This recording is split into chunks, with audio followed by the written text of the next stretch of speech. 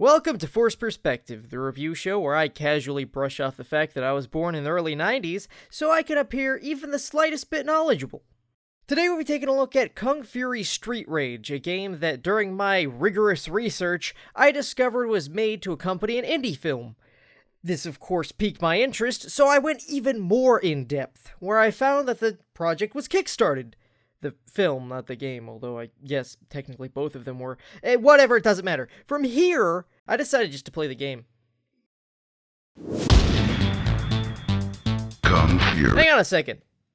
Why don't I just do a review of the movie also? I mean, it's not like anyone's gonna see that coming. Yeah, whatever, let's do it. Or don't. I mean, this channel is supposed to be about video games, I wouldn't blame you. So first off, Kung Fury is an 80s movie made in 2015. Guns are the answer to everything, except for their intended purpose. Boomboxes are, I was gonna say everywhere, but it's more that they're present at all. And the hero, while 100% American, for some reason has a slight foreign accent. It's got everything you could possibly need. Anyways, Kung Fury follows our hero, Kung Fury, a rogue cop who doesn't play by the rules, and has acquired a mastery of a mystic martial art by being struck by lightning and bitten by a cobra at the same time. Because backstories just take away valuable time from combining words together and making laser raptors. Also, his partner's dead.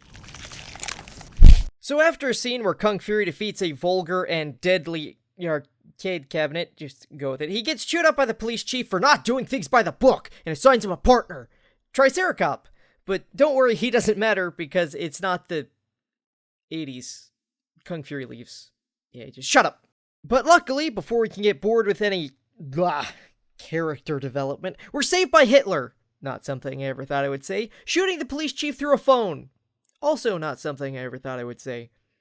Let's just move on. Kung Fury, seeing this, needs answers. And the only one who can get him his answers is Hacker Man. That's actually his name, a greasy nerd in an 80s movie, so for the sake of accuracy, that's better. Anyways, they identify the shooter as a time-traveling kung fu-obsessed Hitler, aka Kung Fuhrer, and decide the only possible solution to this is to hack Kung Fury back in time.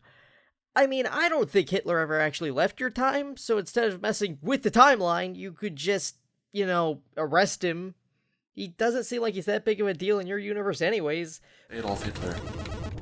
Hitler. He's the worst criminal of all time. Do you know him, sir?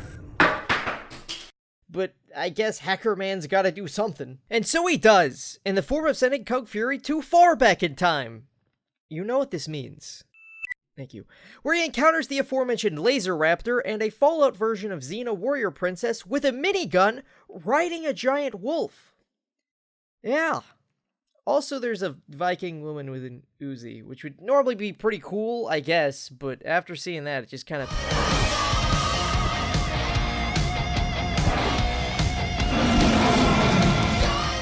Why does this happen every time? Actually, though, I have to say, even by this movie's standards, I'm Katana. Oh, thank you. Seems sort of pointless? Sorry. Her only purpose seems to be to make fairy godmother Thor's appearance seem less out of left field. But let's be honest here. This is never going to make any sense. And it doesn't have to. You can stop. To the future!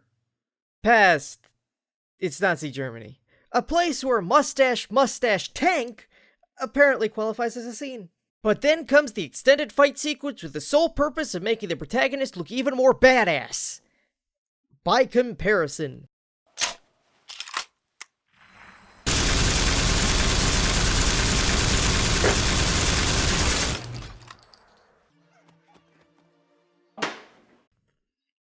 I'll shut up now. Yeah, he gets action hero killed. Which, as is custom, is basically just a mid-battle nap that gives the secondary characters an excuse to feel useful. Also, Triceracop's back, I guess. You might have thought I was going to focus on Hacker Man turning into a giant robot, but like I said, it's the 80s, and he knows how to use a computer. I would be more surprised if something like this didn't happen. But Triceracop's return, I did not see that coming. Anywho, after they demonstrate their aptitude for murder, they finally notice Kung Fury on the ground. We transition to an 80s cartoon with, fittingly enough, Serpentor. My name is Cobra. Serpentor tells Kung Fury he's dead, but Then he goes all Judge Dredd, screaming out obstruction of justice, and then he's alive again. From here, I think you could figure out what happens on your own. They kill Hitler, have a forced message about teamwork and friendship. Oh wait, Hitler's not actually dead. You should probably watch the sequel that's coming. Wink! And then cut to credits. And that's Kung Fury. It's pretty good. It's everything I expected from a satirical indie homage to 80s action movies. Honestly, the most surprising thing for me was finding out I already had expectations for something so incredibly specific. The effects were good, especially for an indie film, and the writing was ridiculous, but in a good way. And while the 80s influence is always in your face, because it's the entire point of the movie, I never found it obnoxious. I guess you could argue that all the characters are one-dimensional, but it's an 80s action movie. They're comically one-dimensional, that's the joke. In the end, it's a fun little movie, and it's free. I mean, it's no Citizen Kane, but at the same time, I've never actually watched Citizen Kane. So what does that tell you? It tells you I spend my time playing video games instead of watching classic cinema. But that's about to come in real handy, because I'm about to do the game. You understand, okay. Kung Fury Street Rage is an endless stationary brawler. That's what I call it anyways. You can attack left, you can attack right, and you try to stay alive for as long as possible. It's all about getting into a rhythm of death, the only rhythm that matters. So first things first, let's just get this out of the way. There's no options menu, and now we're done with that. So, as you can see, graphically it's meant to look like an arcade cabinet, a device that I remember fondly from my completely real childhood. And it looks good. I'm not normally a fan of the immersive overlay thing, and maybe this is because I've been watching more streams recently, I didn't find it all that intrusive. Now, control-wise, there's not much to say. There's only 2 buttons. But it's responsive, I didn't get any input lag, and you can use a mouse, a keyboard, or a controller. Also, the attack range feels about right, I guess. Are you starting to see why I did the movie thing? I mean, the only things left are the animations and the enemy variety. Oh, and also I need to talk about the fictional leaderboard. It has a fictional leaderboard, that's about it.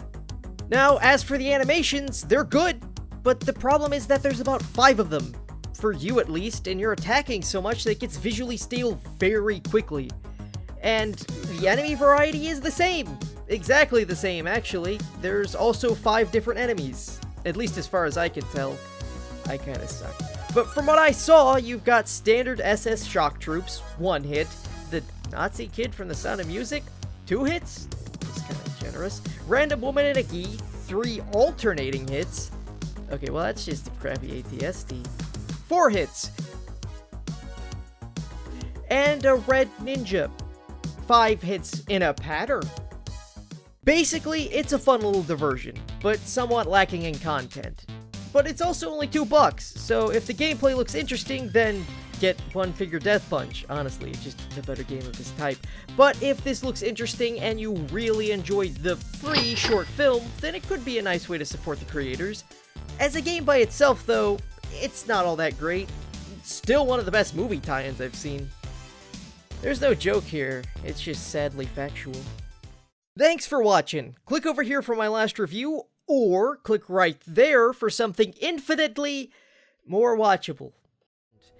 To which I thought, holy shit! I can't wait to see the rest of the bosses after this! I hadn't figured out everything was a Titan yet. No, wait!